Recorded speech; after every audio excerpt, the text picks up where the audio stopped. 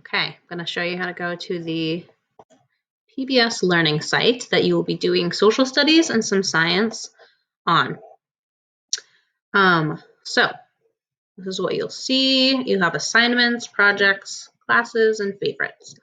And then it gives you a big space to put in the class code.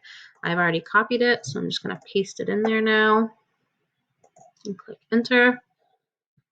And it says, you're invited to join Miss Campbell's first grade. By joining this class, you agree to allow the teacher of this class access to your student login info. Yep, I have access to anyone's account that I make anyway. So enter my name, join class. And I can say, okay. So you only have to enter our one code because you just have me as the one class. So once you've done that, it might ask you to create a username. Just make sure you make it something really simple. For all the other sites, I've been having you guys just do your first name and the year that you were born. So if you want it to be the same for all your sites, then just do that, first name and year you were born.